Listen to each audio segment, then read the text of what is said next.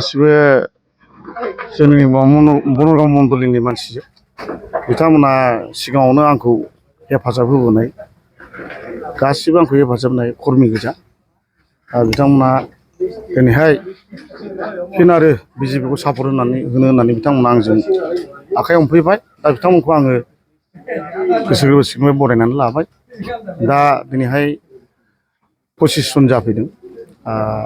गंसेगाव प्राइमारिनि आरो आफलागावनि माखासे दं ओमफ्राय गासै 25 जन बिथांमोना एकदम फिसा फिसौ फुरफुलिबो दंजोबोमोन प्राइमारियाव दा बिथांमोना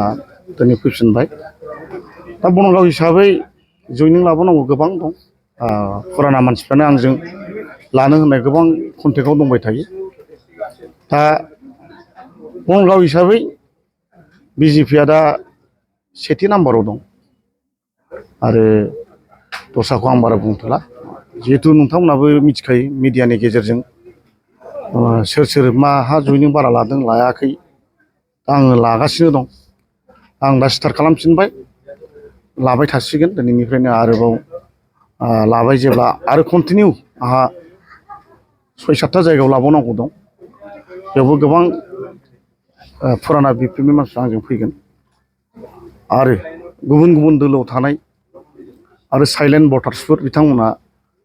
आंजों गासिबो सिङाव दंखाजोबो आरो बिथांमोना सोरबा सोरबा गोबाङानो आंजों जइनिं जाफैखाबाय आं माखासे सिगाङाव मिडियायावबो प्लास खालामाखै बिनि सिगांबो आं गोबां जइनिं लाखादों दा आं बांसिन दा गामि गामि थांनानै लायो बुथ सेन्टार दिनै हयथ' बिसोर गासिबो एफा एफा प्राइमारि लेभेलनि नेता गोजाखाय आङो मेम्बारआव न'आवनो लानोसै सार होननायखाय आङो न'आवनो लानाय जादों दा आसा खालामदों निस्सय बनरगावनि रायजो राजाया आंजों दासिमबो दङ मोजां मोननाया दं आंबो बिसास दं बनरगाव मण्डलनि रायजो राजा बिथांमोनखौ बिथांमोना आंनि सायाव निस्सय अननाय दं आरो आं मोनगोन नाथाय दुखुनांथाव बाथ्राया बेनो आंबो खेबसेल' EM जानो हानायलाय नांगौखिनिखौ आं रायजोनि समस्याफोरखौ आं मावजोबनो हायाखै हयथ' नैथि खेब जुदि आं EM जानायमोनब्ला हयथ' गोबां मानसिफ्रा आंखौ अनसायबावगौमोन माखासे गेजेराव भुल बुजाबुजि जादों आंबो गेजेर खन्दआव सिरि थाथ'दोंमोन दा आंखौ नोंहा जेरैबाबो बे बनरगावनिफ्राय बिजेपिनिफ्राय टिकेट लानानै गेलेनांगौ होननायलाय हाइकमान्डआ बे हिसाबै दा ओंखारफिनबाय दा आं दा ओंखारफिनबाय फिल्डआव दिनैबो आं बारा बेरायथ'वाखै खिन्थु आं स्टार्ट खालामबाय माने इलेक्सनाबो बारा सम गैला सेप्तेम्बर मासावनो जुदि जायोब्ला दाथ' नोङो बे मासावल'सो जुन जुलाइआवथ' माइ गायो रायजो राजाखौ जों खस्थ' होनो हाया ओंखायनो दा बे मासावनो जेसेबांखि हायो आं 30 तारिखनि गेजेराव जइनिंखौ लानायनि बेब'स्थाखौ लादों आलदायै हारसिङै गेलेदोंमोन बाथ्राखौ चिफ मिनिस्टाराबो बुंगासिनो दङ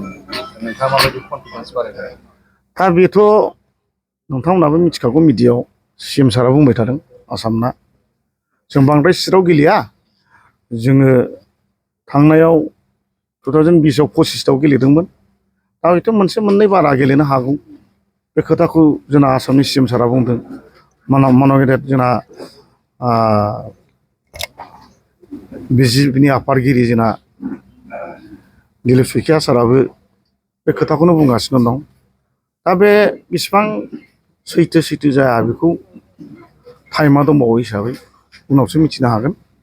खिन्थु गेलेनायाथ' सिगांनिफ्रायनो आलादायै गेलेगोनखौ होनबाय थादों थेवबाबो गेलेब्लाबो जों देरहाब्लाबो जोङो लकेल पार्टिखौनो लानानै सरकार दागोन बेखौ साराबो होनखादों हयथ' नोंथांमोनाबो बेखौ खोनाखादों जायनाखि जायगायाव देरहाथारगोन बे जायगायावल' जुदि CM सारा गेलेगोन होननानैबो खोथा बुंदों खिन्थु सरकारखौ दानाया बे लकेल पार्टिजों दायो बे खाथां आरोखि बिजेपिआ थाफागोन आरोखि दा उनफ्राव मा जायो बे उननि बाथ्रासै नङा होमबा दा आसामनि CM सार दिलीप सैखिया सारा जुदि बुंबायब्ला हयथ' नंखायबो बुंनो हाया जागोन दिनैसिमबो सिनादारा खिन्थु आलादायै गेलेगोना दंबाय थायो खिन्थु राजनितिनि खोथा बे 3 मासनि गेजेरावबो मा खोथा ओंखारबावो बे समावसो बुजिसिगोन बेखौ आरो गोजोन्थों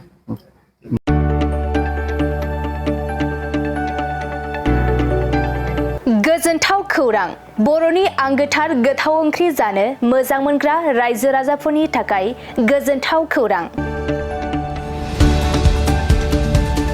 बर'नि आंगोथार ओंख्रि जानो मोजां मोनग्रा रायजो राजाफोरा बे गोदानै खुलिनाय लाइजौ हटेलाव हाबफैनो हागोन। जाखांफुहांनाय लाइमोन फालांगिरि गपेश बसुमतारिया अदालगुरिनि टंलायाव बेखेवदों बर'नि आंगोथार ओंख्रि मोनग्रा गंसे हटेल। अदालगुरि जिल्ला टंलानि मिउनिसिपाल बर्ड मावख'नि साखाथियाव गोदानै बर'नि गोग्गो जानाय आदारनि गंसे लाइजौ मुंनि हटेल बेखेवदों। अदालगुरि जिल्लानि सिङाव थानाय फालांगिरि नोगोर टंलायाव गोदानै खुलिनाय बे लाइजौ हटेलाव बर'नि दोरोङारि जाग्रा आदारजों लोगोसे गोबां जाग्रा आदारफोरबो मोननो हागोन। गोदानै बेखेवजानाय बे लाइजौ हटेलाव अमा बेदर, बोरमा, लकेल ना, साम', नारजि, अनला खारै, थास', मैथा आरो नाफाम आरो गोबां आइटेमफोरखौ मोननो हागोन। बेनिखायनो नोंथाङाबो अदालगुरि जिल्ला टंला लामाजों थांलाय फैलाय खालामोब्ला बे गोदानै खुलि जानाय लाइजौ हटेलाव हाबनानै बर'नि दोरोङारि गोथाव जाग्रा आदारफोरखौ जालांनो हागोन। आरो नोंथाङा नैबे 9101758967 जानबुं नम्बरनि गेजेरजों खौरां लाहरनानै आबुङै मिथिना लानो हागोन।